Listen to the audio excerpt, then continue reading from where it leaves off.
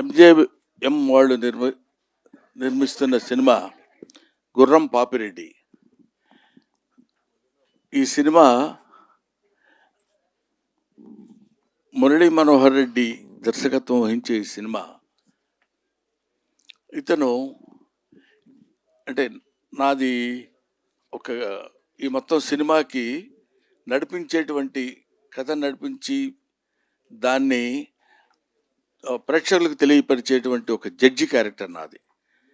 చాలా డిఫరెంట్గా కొత్త పద్ధతిలో కొత్త పందాలో, బహుశా మీరు ఈ ట్రైలరు ఇవి చూసినప్పుడు మీకు అర్థమై ఉంటుంది. ఒక నూతనమైనటువంటి పద్ధతిలో ఇప్పటికి కావాల్సిన యంగస్టర్స్కి కావాల్సినటువంటి ట్రెండ్లో ఈ సినిమా తీశాడనిపించింది. కథ కూడా చాలా డిఫరెంట్గా ఉన్నటువంటి స్టోరీ గుర్రం పాపిరెడ్డి అని. అందులో మా ఇది అతని పేరేంటి, జీవన్. ఎక్కడున్నావు జీవన్? ఇందులో ఒక ఇంపార్టెంట్ క్యారెక్టర్, అంటే సాలిడ్గా ఉండే క్యారెక్టర్. అందులో కూడా క్యారెక్టర్ కూడా అట్లాంటిదే. ఇతను ఈ క్యారెక్టర్కి అంటే ఒక రకంగా ఎక్కువ యాక్ట్ చేయాల్సిన పని లేకుండా నప్పే క్యారెక్టర్ అనమాట.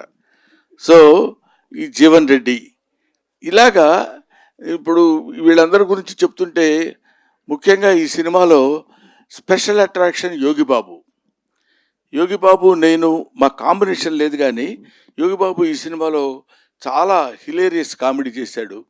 ఆ తర్వాత కసిరెడ్డి అండ్ వంశీ వీళ్ళందరూ ఈ సినిమాలో వాళ్ళ క్యారెక్టర్స్ అద్భుతంగా ప్రదర్శించినటువంటి సినిమా.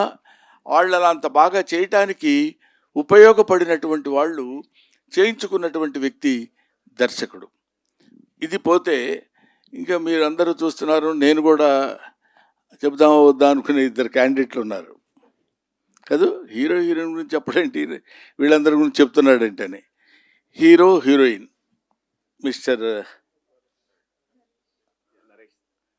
చెప్పబోయే దానికి కూడా మొహమాట పడతావు ఎందుకు, వేరేగా చెప్పమంది.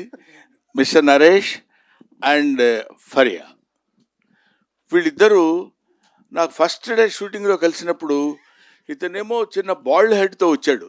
అంటే ఇదో గెటప్ ఏమో నాకు తెలీదు. నమస్కారం సార్, ఎవరు రానిచ్చారా వీళ్ళని?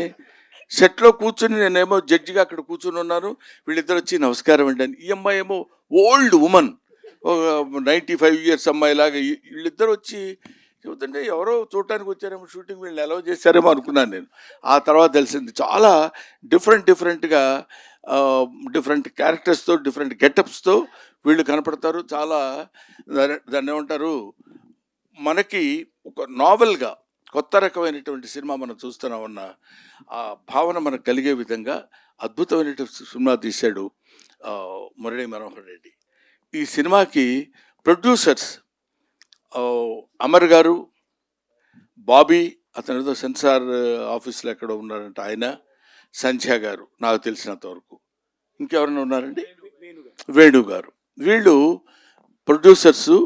ఈ సినిమాకి ఎంత కావాలంటే ఎంత ఖర్చైనా పర్వాలేదు, ఒక అద్భుతమైన సినిమా తీయాలి, దాన్ని ప్రజల్లోకి ఎలా తీసుకెళ్లాలనే విషయంలో ఎంతో కష్టపడి ఒక చిన్న పాయింట్ దగ్గర కూడా దర్శకుడు రాజీ పడకుండా దాన్ని ఏమంటారు, ఏదో పర్వాలేదులే ఇది ఎలా ఉన్నా పర్వాలేదు అనేటువంటి భావన లేకుండా first frame to last frame వరకు అద్భుతమైనటువంటి సినిమా తీశాడు. ఇటువంటి సినిమాలు మీరు డెఫినెట్గా చూసి ఆదరిస్తారని తెలుసు. ఆదరించాలని మాత్రం మనస్ఫూర్తిగా నేను కోరుకుంటున్నాను.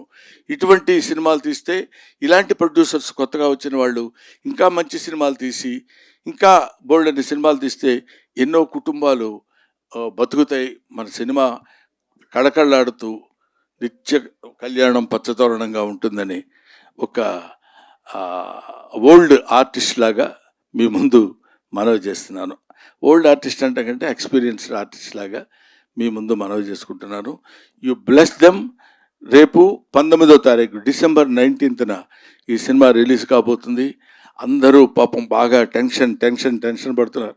ఇప్పుడు ఈ టెన్షన్లో నేనేమొస్తాను, 2 గంటల నుంచి 3 గంటల వరకు, అంటే జస్ట్ డెఫినెట్గా నిద్రపోయే టైం అది. నాకు స్పెసిఫిక్గా నిద్రపోయే వాళ్ళ సంగతి నాకు తెలియదు, కానీ ఈ టైంలో మీరు ఇక్కడికి వచ్చేస్తే బాగుంటుందండి అని చెప్తే, సరే ఈ ఒక్కరోజు నిద్ర మానుకోవడానికి పెద్ద దేశం ఏమి కొంపలు మునిగిపోవు, ఉక్రెయిన్ యుద్ధం ఆగిపోదు.